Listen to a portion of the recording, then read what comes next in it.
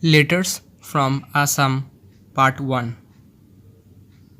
Assam is the northeast of India, has been called the tea garden of the world. The writer of these letters was in charge of one of the many tea estates in that district. The letters are addressed to a boy in England. Nahen Tea Estate, Assam, 1st December. Start.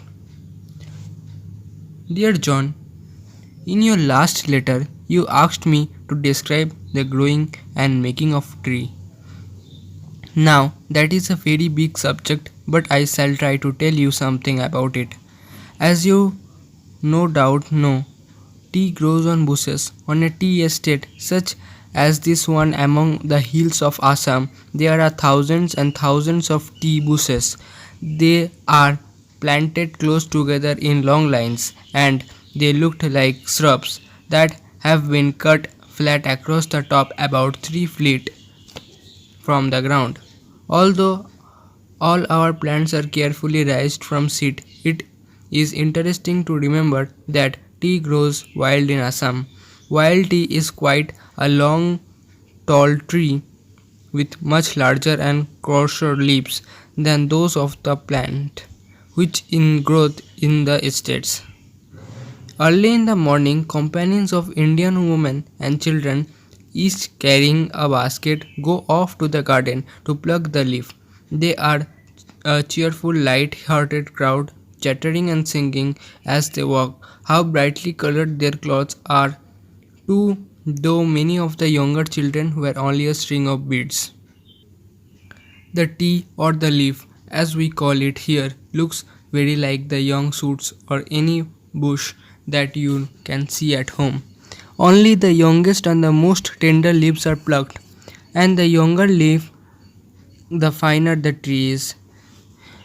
2 or 3 times a day, all the leaf that has been collected is weighed and taken off to the factory in bullock carts. They are to be made into tea as you know it.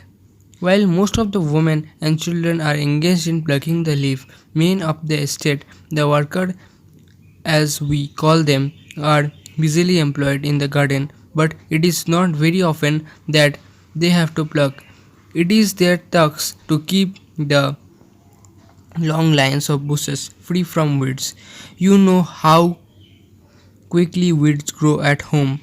Out here, where the rainfall is the heaviest in the world, there is not so hot and damp that they grow many times as fast. Indeed, the bushes would soon be stifled by unwelcome weeds if workers of the estate didn't hoe the soil continually to keep it clean. The growth of the leaf stops about Christmas time, and then we have a period of 3 months in which to do various other jobs. The bushes have to be pruned regularly to keep them level so that they may always be within reach of the pluckers, and young tea plants have to be planted out. This is the time of year too when we build and repair the workers' house. They are constructed of bamboo mud walls and thatch, so they didn't take long to build. What is my work? I hear you ask. I have to go to round every day and see that the work is being done properly. I do this partly on my pony and partly on foot among bushes.